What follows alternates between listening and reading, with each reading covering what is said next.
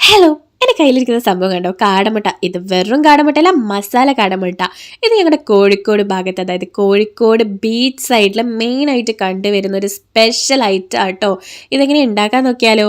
വെളിച്ചെണ്ണ ചൂടായി വരുമ്പം അതിലേക്ക് കുറച്ച് പെരുംജീരകവും കുറച്ച് 2-3 അല്ലി വെളുത്തുള്ളിയും കൂടെ ചേർത്ത് കൊടുത്തിട്ട് നന്നായിട്ട് അങ്ങ് മൂപ്പിച്ചെടുക്കുന്നുണ്ട്.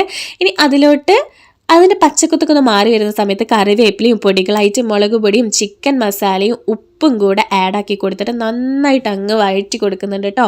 ആ പൊടികളുടെയൊക്കെ ഒരു പച്ചമണം മാറുന്നത് വരെ, മൂപ്പ് മാറുന്ന വരെ നന്നായിട്ട് നമ്മൾ കൈവിടാതെ ഇളക്കി കൊടുക്കണം. കരിഞ്ഞു പോവാതൊക്കെ പ്രത്യേകം ശ്രദ്ധിക്കുക. ഇനി അതിലോട്ട് പുഴുങ്ങി വെച്ചിട്ടുണ്ടായിരുന്ന ഒരു 20 കാടമുട്ട ഉണ്ട്, അത് ഞാൻ ആഡാക്കി കൊടുക്കുന്നുണ്ട് കേട്ടോ. നമ്മുടെ റെസിപ്പി ഇവിടെ കഴിഞ്ഞു. So simple. അങ്ങനെ ഞങ്ങൾ എല്ലാവരും കൂടി ഇരുന്നിട്ട് ഫുഡൊക്കെ കഴിച്ചു കേട്ടോ. കാടമുട്ട അതേപോലെ പൊരിച്ച പത്തിരി ഉണ്ടേനി, ഫുഡെല്ലാം ചായ കുടിച്ചു. ഞങ്ങളുടെ കൂടെ ഞങ്ങൾ റോക്സി ബേബിയും കൂടെ ഉണ്ടായിരുന്നു. അപ്പോൾ വീഡിയോ ഇഷ്ടപ്പെട്ടാൽ ലൈക്ക് ചെയ്യുക, സബ്സ്ക്രൈബ്